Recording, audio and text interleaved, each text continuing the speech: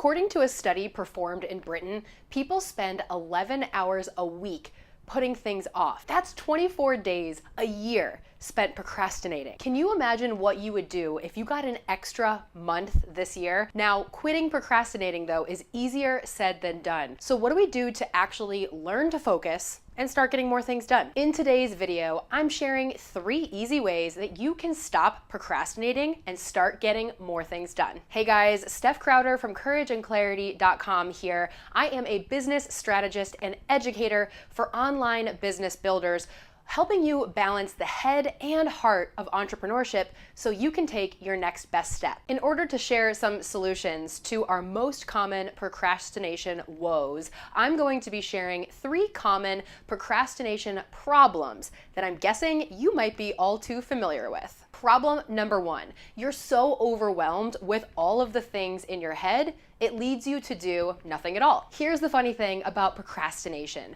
Most of us who would like to be getting more done than we actually are tend to look at ourselves and think we have a time management problem. You think to yourself, man, if only I could get better at time management, I would be able to get so much more done. You ever find yourself saying that? But according to Nils Salzgeber, author of Stop Procrastinating, you're actually not bad at time management if you find yourself procrastinating. In fact, procrastination has nothing to do with time management at all. Procrastination is about learning to manage the self. That means thoughts, feelings, and actions. Okay, so what does that mean? It means that in order to start getting more done, the first thing we actually have to do is address our own thoughts, feelings, and actions about how we work. You see, so often we build up a bunch of stories about how we don't have enough time, about how we're not capable of getting things done, about how we have so much to do. You get the picture. Easy solution number 1,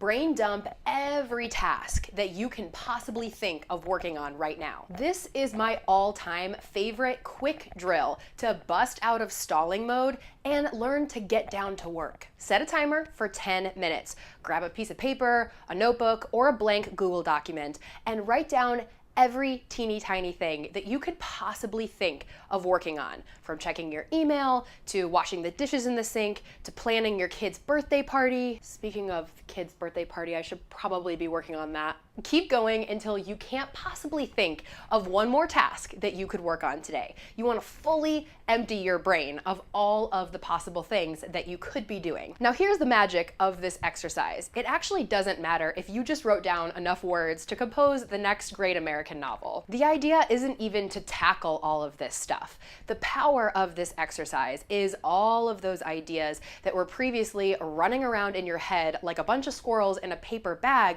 are out of your brain and onto paper. And now you can breathe a sigh of relief knowing that this stuff isn't going to fall through the cracks because you've captured it. This exercise will help you get past all the scary thoughts and feelings that you have about getting stuff done. Once it's onto paper, you're able to see that it's actually all pretty tackleable. So now that it's all written down, you can start doing something about it. Problem number 2, putting too much on the to-do list in any given day or week. Okay, so after doing that brain dump, I'm willing to bet that you have a ton of things on your list. Now, here's the next step. Resist the temptation to pile way too much onto your plate. I see you out there, you overachiever you. You've got all of your tasks laid out in front of you and you're ready to get after it. But listen, heaping way too much onto ourselves is a recipe for landing all the way back at overwhelm, which takes us back to, you guessed it, procrastination. So, easy solution number 2. See what happens if you target just one task per day. My students who work with me know we always talk about MITs. That stands for most important tasks. At the beginning of each week, I challenge you to look at that big, hairy to-do list and pick the 3 items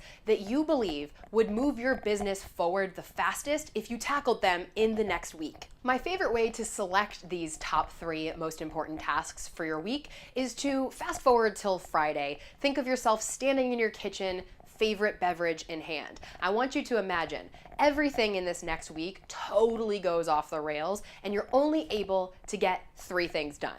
when you're standing there in the kitchen holding that drink, what 3 things do you want to be able to say that you got done, even though the whole week blew up on you? Another way to do this is to wake up each day and ask the simple question, what is the one task that I could accomplish today that would have the biggest impact on my business? Now, I know you might be thinking, Steph, I can surely do more than 1 thing per day or 3 things in a week. But you do the math.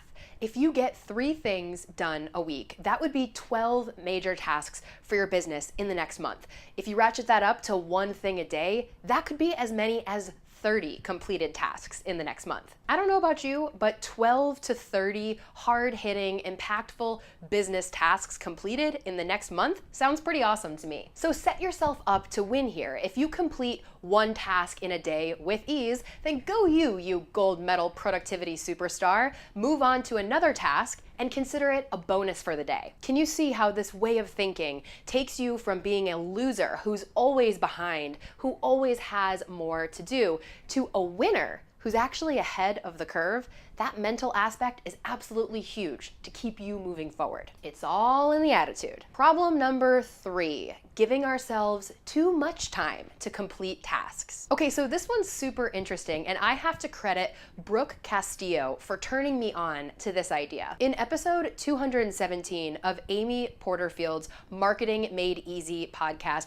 Brooke Castillo appears as a guest, and she points out that setting aside an entire day or even multiple days to tackle one project is actually working against our productivity. To me, this comes back to Parkinson's law. Have you ever heard of this guy Parkinson? He tells us that our work expands to fill the time that we allow for its completion. So basically, all Parkinson was saying is that the more time we give ourselves to do something, the longer it actually takes to get it done. Easy solution number 3. Give yourself way less time to complete your tasks and projects, and then use the leftover time that you have to reward yourself for a job well done. So imagine this. Let's say that you need to record and edit a podcast episode. Traditionally, you would carve out an entire day to get this done. You want to make sure that you do it right, and you don't want to feel too rushed during the process. Instead, I want you to try daring yourself to complete the project in an amount of time that almost scares you. What would happen if you got your entire podcast recorded and edited in just 2 hours instead of the entire day? Even better, what if you tell yourself that at the end of the 2 hours, when your project is done, you get to take yourself on a date to Target in the middle of the day, no kids, and walk the aisles as slowly as you want to? Come on, moms out there, you know that's the perfect reward. Challenging ourselves to focus for smaller periods of time is actually more realistic. And we're incentivized to get it done because there's a reward waiting for us. We've got this bonus time left over, and now we get to do something kind of fun with it. So next time you carve out time for a project, I want you to cut that time in half. And if you're feeling really crazy, cut it in half again. You will be amazed at how quickly a project can come together when we give ourselves permission to do it quickly. Now I want to hear from you. It's time to fess up. What do you do when you're procrastinating? For me, it's definitely social media. When I'm slacking off, you can catch me scrolling the gram with the best of them. So come into the comments and tell me, what do you do when you're procrastinating? Thanks for watching, guys. Give this video a thumbs up if you liked it. You can use the social sharing buttons below to share with all of your friends, and definitely make sure you hit the subscribe button so you never miss a new video. That's all for now. I'm wishing you the courage and the clarity to go after what you love.